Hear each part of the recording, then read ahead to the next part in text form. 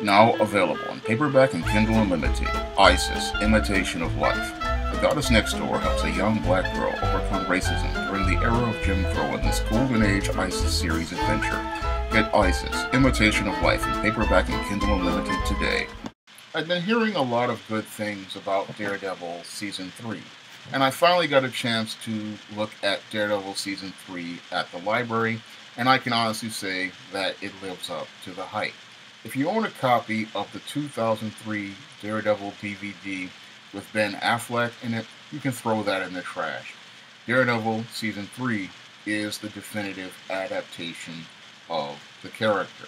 Now, Daredevil Season 3 starts off dealing with the aftermath of the events of that horrifically dreadful Defender series. And as Matt Murdock is recovering from his injuries from that building being dropped on him in that horrible storyline, he starts working towards getting his life back on track. And as he starts getting his life back on track, Daredevil Season 3 starts by adapting both the Guardian Devil storyline and the storyline called Born Again, which is considered to be the definitive origin for the character during the Frank Miller run. And this adaptation stays very true to the spirit of the Frank Miller comics while modernizing and updating a lot of things. So this adaptation, it only takes the source material and stays true to it, but it elevates the source material by showing how timeless the story is. And as your Daredevil is recovering in the Hell's Kitchen Catholic orphanage, where he was raised as a boy, he reveals his secret identity, Karen Page, and has decided to give up being Matt Murdock and be Daredevil full-time, while he's trying to work things out in this character transformation arc.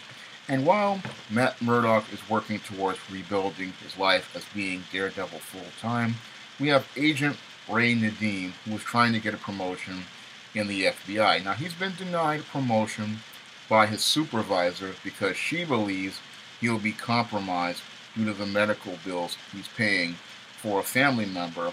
And he's pushing for this promotion because, again, he wants to be able to take care of his family.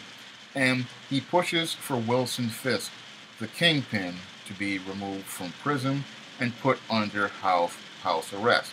And after Fisk is shanked in prison and decides to give up some Albanians, he's moved from that prison he's been in at the end of Season 1 all the way to a fancy hotel. And your Fisk, on the way to going to that hotel, is ambushed by Albanians who seem like they're out to kill him. And at the end of the first episode, we see Agent Ben Pondexter quickly kill the Albanians and show us the setup for Bullseye's origin. And I really like the way they set up the origin for Bullseye, because while it's a little different than the comics with your Ben Pondexter being an FBI agent, in this story, it stays very true to the spirit of the character from the comics in showing that he's a little bit unstable and he's someone who is very dangerous because of his preciseness with a weapon. And in the beginning, it looks like the FBI is in charge and Ray Nadeem is running things. But as the series progresses, we start to see that Ray is just a pawn on Wilson Fisk's chessboard.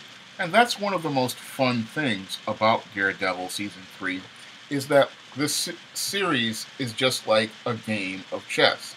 And each character in Daredevil Season 3 represents a player on the chessboard. And we thought from the beginning that Ray Nadeem was somebody important, but when you look at the overall big picture of Daredevil Season 3 from 13 episodes, we see that he was just a pawn who was being set up. And when I was watching the first couple of episodes, that's what I was thinking. But as the series progressed, it was fun to just see that come to fruition, seeing how Ray Nadeem was a pawn, and the Kingpin was using people like pawns.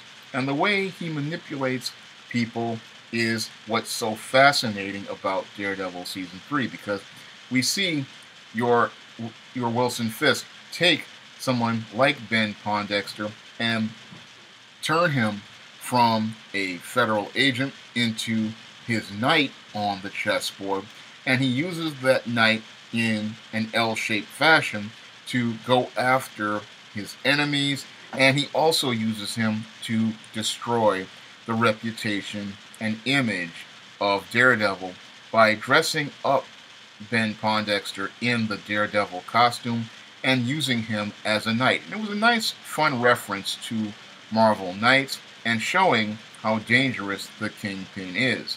And with each twist in the story, we start to see how much power the Kingpin has and how much of a threat he is to everyone in the city, because with him controlling all of the mobs and all of the criminal organizations, he's a formidable threat. And it looks like your Matt Murdock oftentimes is often in over his head, and as a chess player, he has to find ways to overcome his fears and insecurities, along with the fears of everyone in this chess game, to save everyone from Fisk's reign of terror. And that's what one of the other great things about Daredevil Season 3 is, watching this chess game be played by Matt Murdock, who also has to learn how to use the players on his side of the board in order to check Wilson Fisk in this game of chess where human lives are on the line. And that's what's so brilliant about Daredevil Season 3, because it's a brilliant adaptation of the comic that captures the heart and the spirit of the comic of the Frank Miller run of the 1980s. And over the course of 13 episodes, we get a faithful translation of the Born Again storyline and the Guardian Devil storyline in Daredevil Season 3. And as this story gives us a character transformation arc, we watch as the devil of Hell's Kitchen transforms into a man without fear.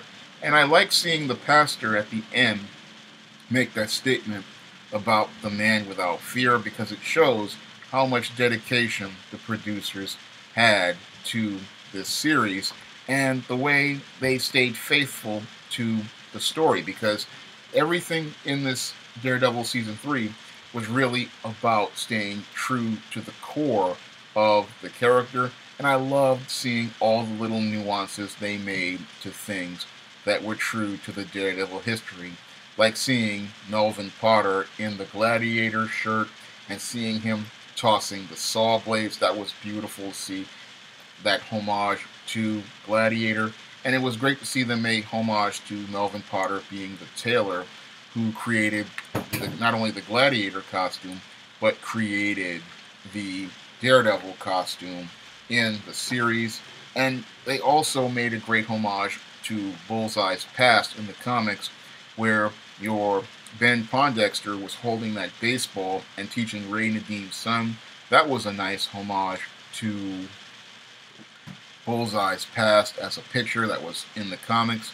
And it was also great to see Foggy Nelson running for DA, which was also a homage to Foggy Nelson's run for governor during the early days of the Daredevil run. And we also got to see another homage to Karen Page's drug addiction and a nice revelation of Karen Page giving up Daredevil's identity, but it was done in a different fashion that was different from the comics, but stayed very true to the source material in the comics. And it was great to see all of the love for Daredevil in Season 3, because when I look at Daredevil Season 3, it's literally like a love letter to the comics, and it's a well-crafted adaptation of the comics. It's not as perfect as Luke Cage Season 2, but there was an amazing job of translating the characters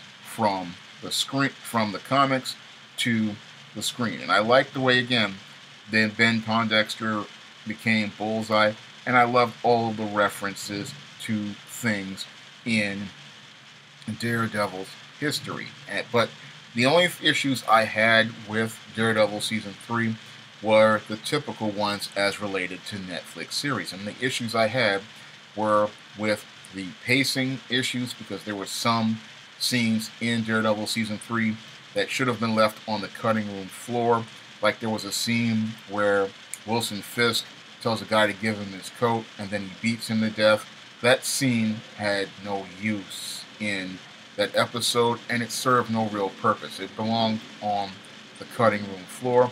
And there was almost 45 minutes of an episode called Karen that I believe could have easily been cut out, because the show is called Daredevil, and we really didn't need that episode about Karen Page's past. We just needed to get to the action, because as I was watching that series, I wanted to see what was going on at that church, and this episode it seemed like it got in the way. I had to sit through 45 minutes of exposition about Karen Page, but I didn't get to see Matt Murdock in action. And I was really getting excited about the series at that point. But what happens is, as many action sequences go on in Daredevil, what happens is those sequences get cut down, because we go to these cuts over to these exploratory sequences that really slow down the pacing. But in Luke Cage Season 2, we didn't have those problems. That's why I say Luke Cage Season 2 was much better, because Chio Hodari Coker did an amazing job with the editing and the pacing of most episodes, that they literally flew by. And now many of the Daredevil episodes, they fly by, like the episode where Bullseye first comes to attack the newspaper. That was a great episode, but then you have these meandering, slow sequences that get in the way. Like when I was watching the Daredevil prison escape, where Matt Murdock is trying to escape, that was a scene that went on a little too long. If they had cut that down a bit, it could have been a classic. And Daredevil Season 3 was just this close to being a classic. It was a solid one, but it's just Luke Cage Season 2, as I see it, is just a little better. Now, my other issue with Daredevil Season 3 was all the gynocentrism that was trying to creep in to several episodes. Now, I liked Karen Page's story in Daredevil Season 3 because it was very organic, and she fit into the story very organically, just like the nun, who was Daredevil's mother, fit into the story very organically. And those characters were well crafted and developed, but I wasn't a fan of Ben Pondexter's obsession with that woman, and I wasn't happy seeing him being a simp, and seeing simping as part of the motivation that was leading to him becoming Bullseye. I didn't like seeing that gynocentric angle put on Bullseye, and I wasn't a fan of seeing Wilson Fisk being such a simp over Vanessa. That was something that really weakened Wilson Fisk's motivation for becoming the kingpin of crime in New York. And while I understood Wilson Fisk's love for Vanessa being his motivation for becoming the kingpin, putting Vanessa on a pedestal, it really sucked a lot of the energy out of the climax of that 13th episode. And that's one of the reasons why I said that Luke Cage Season 2 was a lot better, because Luke Cage, at the end of Season 2, came into manhood, came into masculinity, and he became a power man by taking power over himself. Whereas in Daredevil Season 3, we saw women as the weakness that led to the downfall of both Bullseye and the Kingpin. And we saw a lot of the gynocentrism starting to creep in to Daredevil. But all in all, I really enjoyed Daredevil Season 3. It's a series that gets my highest recommendation, because the series is a very brilliant translation that stays true to the source material of the comics and makes an effort to elevate the comics to another level on screen. And with that elevation, it blows the doors off the 2003 Daredevil movie with Ben Affleck. Again, you can just take that and throw it into the trash, because this is the definitive adaptation of Daredevil. It is the version of Daredevil everyone is going to want to go and see, and it's the one I highly recommend you go out and see, because Daredevil Season 3 is a season you just cannot miss. With the way Daredevil Season 3 ended, I would really be looking forward to Daredevil Season 4, and I'm hoping that Netflix does give us a Daredevil Season 4. But with the way things are going with Disney, I'm not expecting much, because as it is, it's all about narrative for them. But for me, I would be content with Daredevil Season 3 being the ending of the series, because everything wrapped up in a beautifully organic fashion. We saw Daredevil, again, transform from the devil of Hell's Kitchen into the man without fear, and everything ends on an up note, which leaves us wanting more. And with this series, you're going to want to go see it, and after you see it, you're going to want to see more Daredevil in the future. Daredevil Season 3 is a season you cannot miss.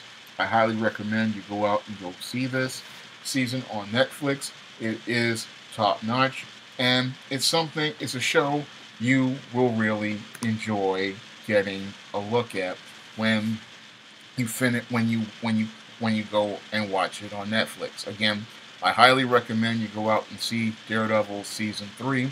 It's up there with the top adaptations of Marvel, like Iron Man, Luke Cage Season 2, and Captain America, and it's one of the best adaptations of the Daredevil comic character overall. If you want to see me make more videos like this, you can donate to my Patreon by clicking the link in the description box. And if you want to try some of my SJS Direct publications, you may do so by clicking the link to Amazon.com. That's all I have to say for this video. You can comment, rate, and subscribe. Now available in paperback and Kindle Unlimited, E-Steam: The Sands of Time. It's action and adventure in ancient Egypt in this terrific teen time travel romance. Get your copy of E-Steam: The Sands of Time at your favorite online bookseller today.